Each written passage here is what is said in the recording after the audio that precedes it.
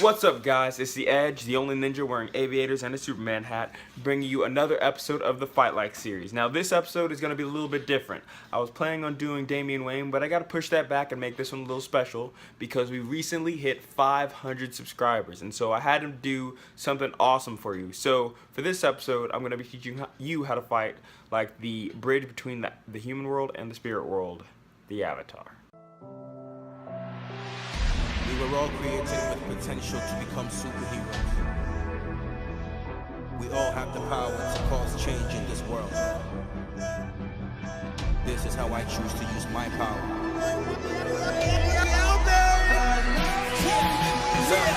I had a dream, I lived in a world of discrimination. Different races, raising killers and rapists. Fake like I live in the Matrix, so I awaken. This is the case. Now I know what you're all thinking. Edge, this isn't a superhero.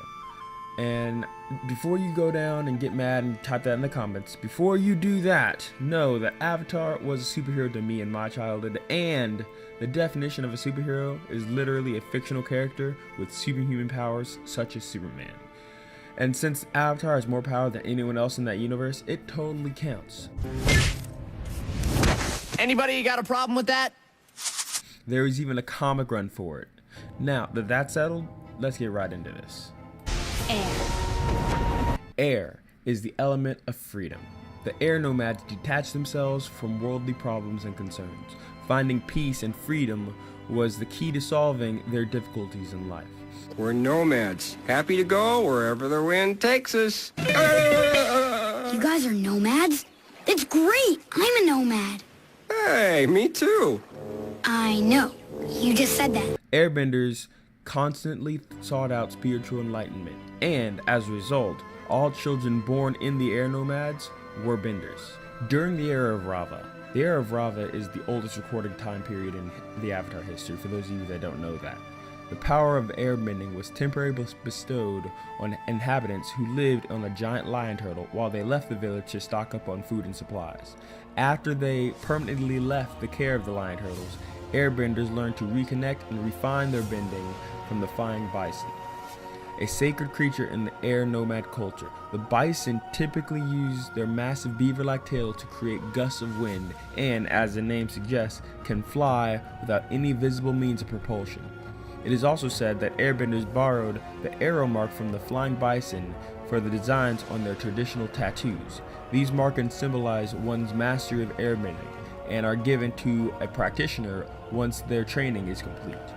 The key to airbending is based off of martial arts style Bagua, using flexibility and finding and following the path of least resistance. Airbending is notable for being almost purely defensive, as well as the most dynamic form of the 4 different martial arts.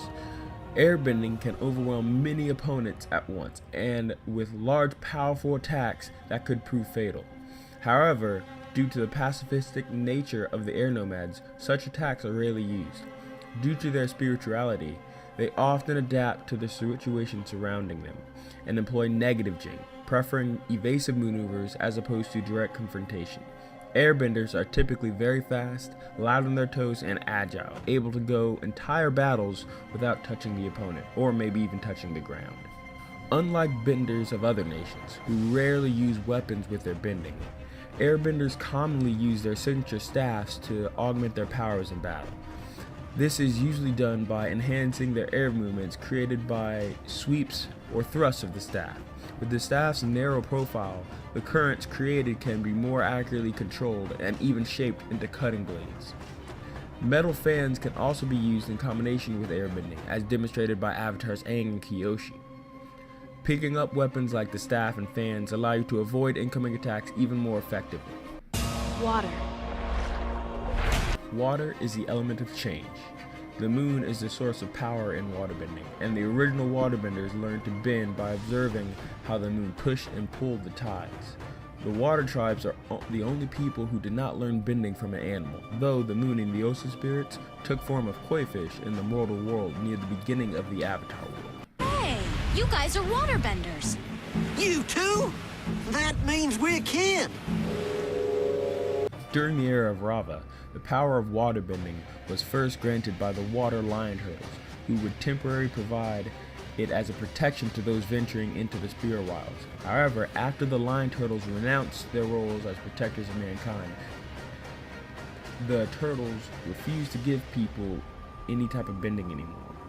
The descendants of the people living atop the water lion turtle eventually learned how to waterbend again by observing how the moon pushed and pulled the tides, as I said before.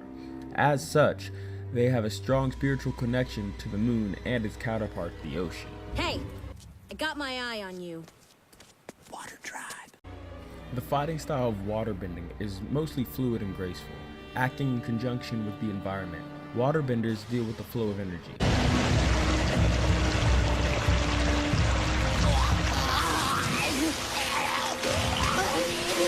The fighting style of waterbending is mostly fluid and graceful, acting in conjunction with the environment.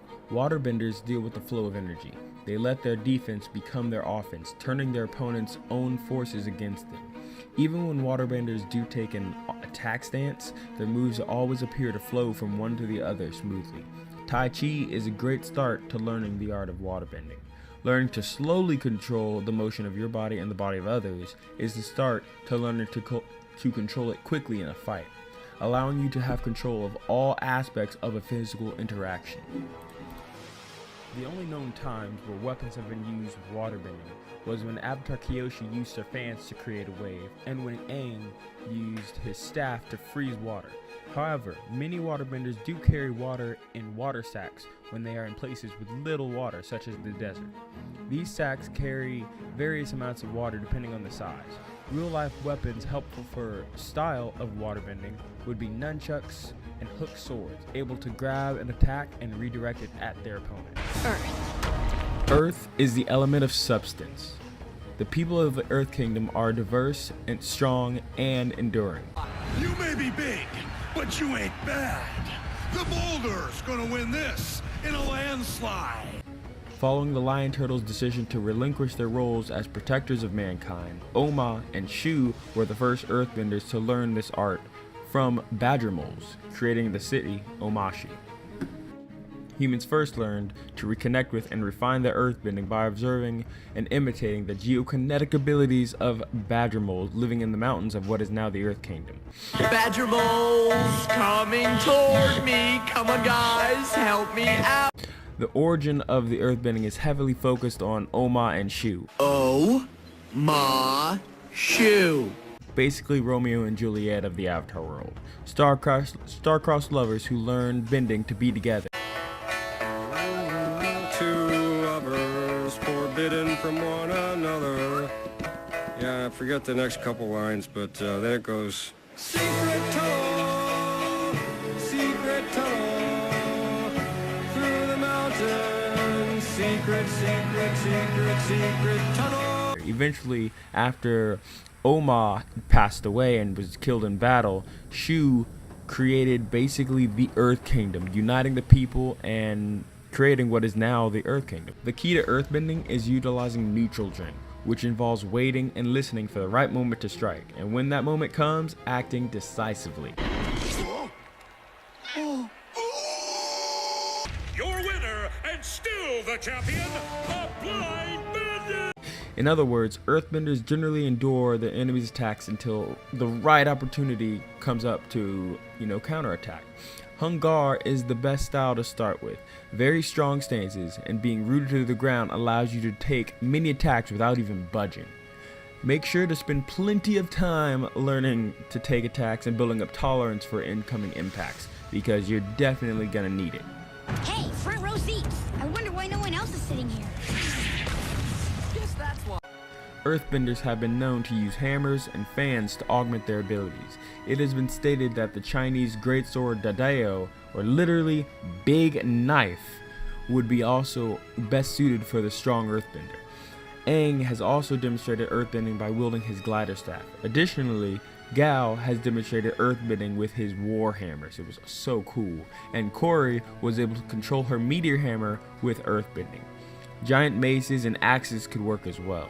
Avatar Kyoshi was well known for using her twin fans to assist her in her forms of bending, but particularly in earthbending. When deciding what weapon you want to use as an earthbending fighting style, choose defensively or a heavy weapon like the previously stated hammer, or even a shield like Captain America. Fire.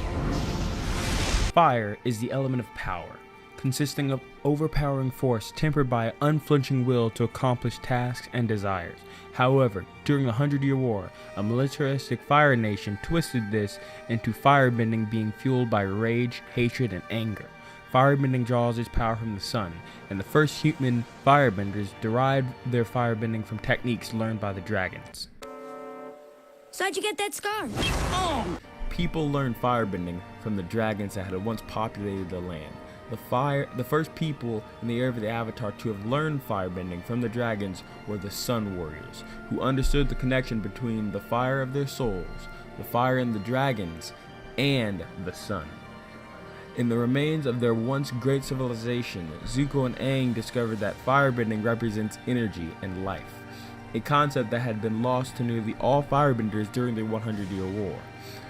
The true meaning of firebending was forgotten as anger, rage, and desire to dominate became to replace the ideals of life and energy.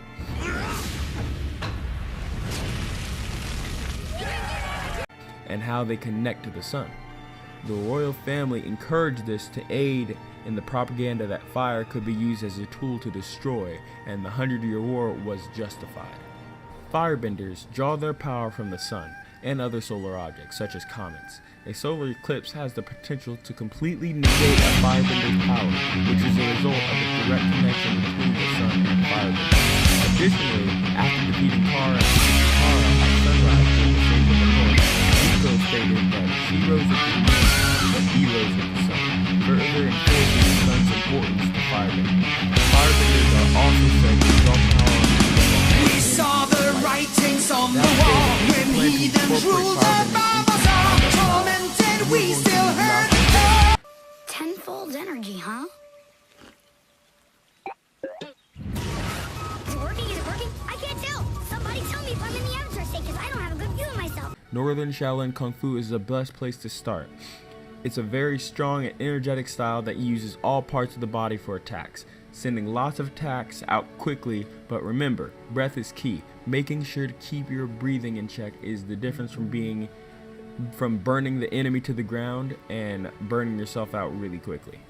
Firebenders sometimes incorporate weapons into firebending, such as Zuko utilizing his dual broadswords, shaping and channeling the flames down the blades of his weapons. Really, any weapon with lots of attack capabilities are good to use. Swords, kamas, daggers, sais, all good weapons for the aspiring firebender. The Avatar, master of all four elements, could stop them.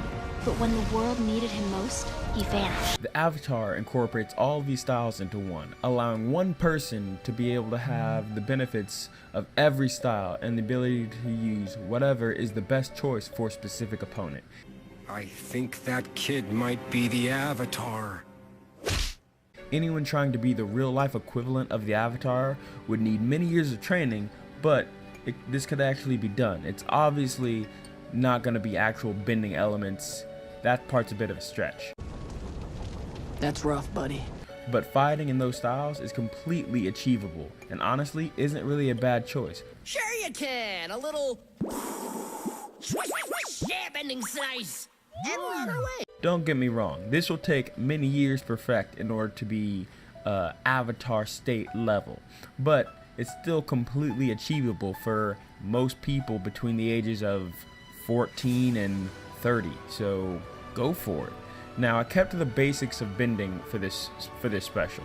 If you want me to go into the unique styles like sheet blocking, metal bending, lightning production, and so on and so forth, then let me know down in the comments.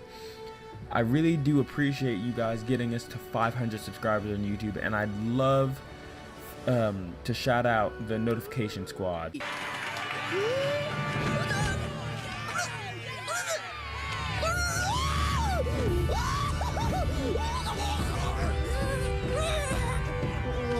You guys have been awesome. Thank you for this so much. I can't wait for the next landmark. It's gonna be 1,000 subscribers, and I can't wait to do that special. Oh, I gotta remember that one. Hopefully you guys like this video. This is The Edge, signing out. Go. ever need a superhero to save the day, you should be looking inside. See, I believe that I'm a superhero, but I can't do it alone.